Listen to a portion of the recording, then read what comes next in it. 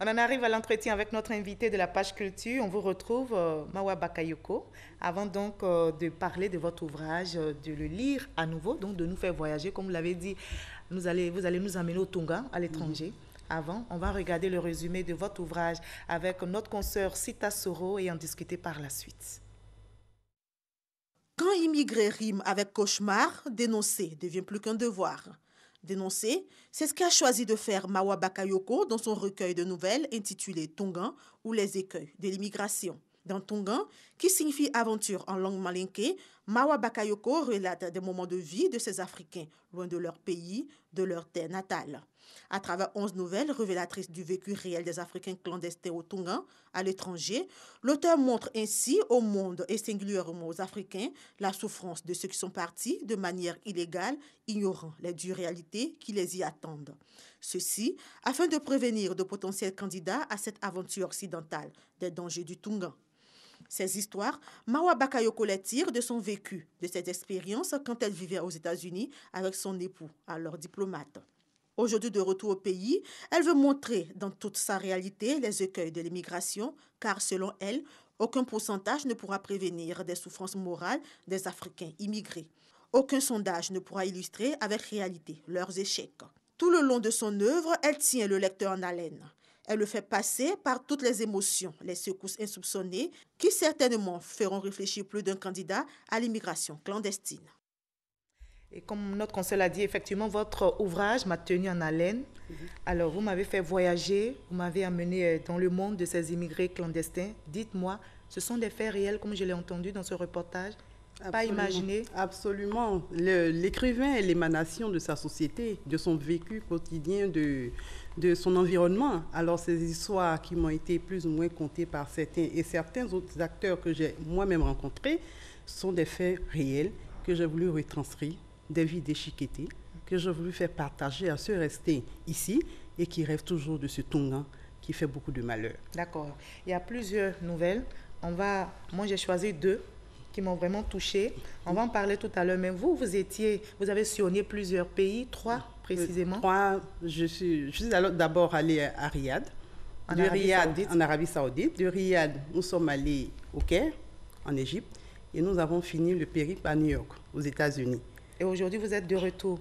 Quelles sont les raisons de votre retour au pays? On est mieux que chez soi. Et c'était dans le cadre d'une mission de mon époux. La mission est terminée. Immigré clandestin? Pas du tout. Alors, quelles sont dans ces histoires que vous avez vécues, dans ces différents pays, puisque vous dites que vous avez été témoin de faits vraiment tragiques d'immigrés clandestins, quelles sont les histoires, les faits qui vous ont marqué le plus?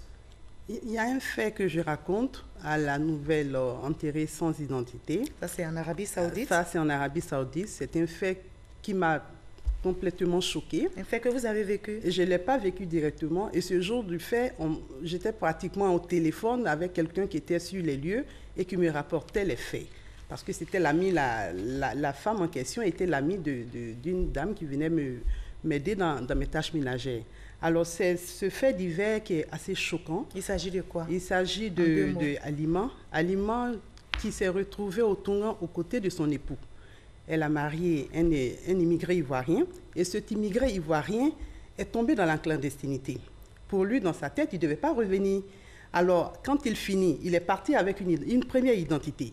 Cette première identité, il s'appelait Sekou Sila. Alors, il décide de ne plus repartir. Donc, du coup, sa carte de séjour qui lui avait été remise pour ses études a été effacée dans le système. Alors, il paye une carte de séjour. Il n'était plus à jour. Il te paye une autre carte de séjour avec un immigré qui rentrait, mais qui était encore toujours en situation régulière. Donc, du coup, il perd sa vraie identité. Sa vraie identité, il ne s'appelle plus Sekou Sila. Il prend l'identité maintenant de Modibo Touré. Parce qu'il tient à rester en Arabie Saoudite. Il tient à rester en Arabie Saoudite. Et préciser qu'il était allé pour faire ses études. Et il décide maintenant de tomber dans la clandestinité. Pourquoi? Alors, parce que pour lui, certainement, le monde est meilleur là-bas. Pour un avenir meilleur. Voilà, il a peur de revenir. Alors, de l'identité Sekou Sila, il se retrouve à Modibo Touré et Diané. Mais ce qu'on oublie de dire, en temps, il a marié une épouse en Côte d'Ivoire qu'on lui a fait partir. Peut-être qu'on ne va pas donner tous les détails. On va aller sur ce fait tragique, ce qui s'est passé, parce que moi, ça m'a fait pleurer. Oui. Alors, Aliment était malade. déjà, les immigrés n'ont pas droit à l'hôpital. Alima, c'est son épouse. C'est l'épouse en question qui l'a fait venir de la Côte d'Ivoire. Alima, malade depuis un certain moment, n'arrive pas à se soigner parce qu'elle n'a pas droit à la santé, parce qu'elle est dans une situation clandestine. Alors ce jour-là, Alima sort de la maison et décide d'aller faire un achat de l'autre côté de la route. Chemin faisant, en pleine chaussée, elle s'écroule et elle rend l'âme sur le bitume chaud. Parce qu'on précise que Alima, pour survivre, était obligée de faire ce que vous appelez la chakala. La chakala, c'est-à-dire les travaux ménagers dans les maisons des femmes arabes et autres. Alors donc, Alima s'effondre et elle décède sur le bitume chaud. Je répète que c'était en été. En été, on se retrouvait facilement à 45-50 degrés, pratiquement à l'ombre. Alors, couchée sur le bitume, toute la MADA, les infirmiers, les policiers viennent. Mais ils sont à la recherche de quelqu'un avant d'enlever le corps d'Alima. Parce qu'elle n'a pas de pièces. Elle n'a pas de pièces. On la regarde, elle est couchée avec le drap blanc, sans vie, inerte. On demande à ce que son kafil se présente. Et ce kafil, c'est qui? C'est le tuteur légal de toute femme. Malheureusement, son époux est dans la clandestinité. Il ne peut pas se présenter. Il ne peut pas se présenter. Il a fallu un immigré en situation régulière qui est venu se présenter en tant que l'époux d'Alima.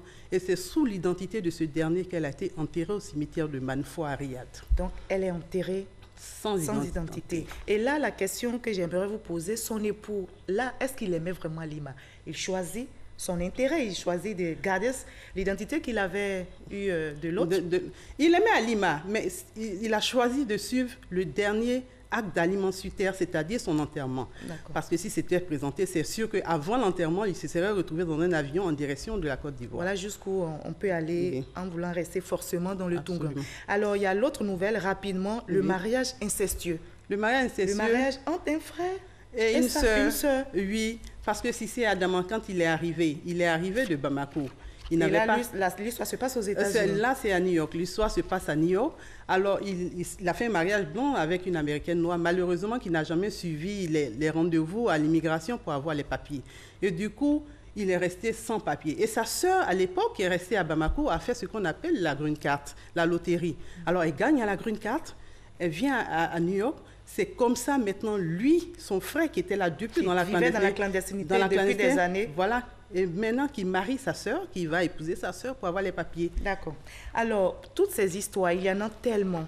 Parce qu'on voit, il y a l'histoire des Mensa qui va être en prison. C'est de part et d'autre, des femmes qui sont, comment on appelle, qui partent de leur pays, qui retrouvent le Tonga et qui malheureusement font des micmacs. Alors, est-ce que pour lutter contre l'immigration clandestine, faut-il pas s'attaquer aux causes? Est-ce que vous en connaissez? Si, absolument. Avec les derniers événements, que je trouve, c'est douloureux, mais c'est heureux. C'est heureux parce qu'aujourd'hui, tout le monde est au fait de l'immigration clandestine. On se rend compte aujourd'hui de l'ampleur du drame. Du coup, tout le monde est au fait des causes.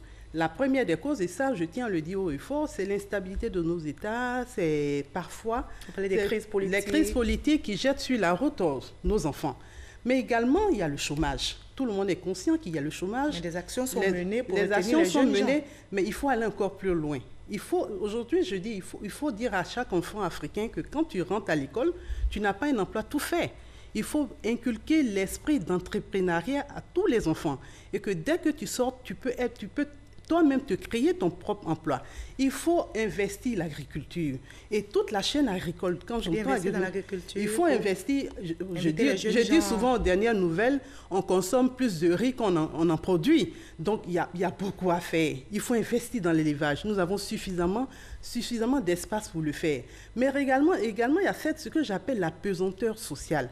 Quand la mère de famille qui est assise au marché et que sa voisine d'à côté lui ramène chaque fois des mandats qui lui expliquent qu'on lui a fait un transfert, celle qui n'a pas son fils qui dort tous les jours à la maison, mais elle a envie de voir son fils partir au même endroit. Et quand celui qui est justement de là-bas, il fait aussi construire des immeubles. Tout à fait. Mais l'inverse, il y a aussi ceux qui sont au niveau dans le Tongan qui montrent aussi quand ils viennent en vacances.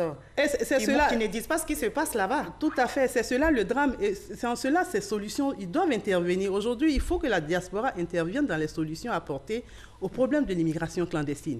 Parce que quand ils viennent pour, comme on le dit ici, faroter pendant un mois, ils oublient de dire à ceux qui les regardent avec envie qu'ils ont dû économiser pendant 3 ans, qu'ils ont dû cavaler entre 3 et 4, 5 boulots. Ils ont dû guetter des soldes pour vous acheter les sacs et autres. Donc, ils oublient de le dire. Tout n'est pas rose de l'autre côté. Pas du tout. Mais quand on vous entend parler, franchement, il y a aussi des immigrés qui ont réussi à s'en sortir. Il y en a, mais c'est quelques gouttes dans un océan de douleur. La réalité il y en a reste... combien? Il y en a combien? C'est dommage. C'est ce qui... Aujourd'hui, il y a le mythe de l'ailleurs. Il y a cette envie de partir voir ce paradis. Qu'est-ce qu'on gagne en restant en Afrique, jeune? Je suivais cette semaine sur la radio, une radio internationale, un cas de réussite, entre guillemets, un enfant, un jeune Ivoirien, qui nous a créé une capsule de café. Mais il nous donne envie de rêver. Il nous donne envie. C'est vrai, on dira qu'on a tué le rêve à chaque enfant. C'est peut-être à tort ou à raison, mais je veux aller dans ce sens-là pour dire peut-être que l'Afrique a tué le rêve en vous, mais à vous de nous faire rêver. Parce que se jeter dans les flots, ça ne paye plus. Parfois, les gens parfois, les gens ne mangent. C'est-à-dire, pendant que vous mangez, on vous met des images. Avant, on arrêtait de manger. Maintenant, on n'arrête plus, on continue de manger. On peut rêver donc en restant en Afrique. On peut rêver. L'Eldorado, c'est ici. C'est ici. Et le bonheur, c'est là. D'ailleurs, vous êtes revenu. Je suis revenu. Merci beaucoup. Merci, Madame Bakayoko. Voilà, l'immigration clandestine est un fléau à combattre, vous l'avez entendu. L'Eldorado, c'est ici et non au Tonga ou à l'étranger. Le rêve est permis, réussir en Afrique, c'est possible. Ce journal a été supervisé par Delphine Bla et réalisé par Edouard Kofi Sakra et Yo Parfait. Merci à toute l'équipe technique et à vous surtout de nous avoir suivis. À demain 20h.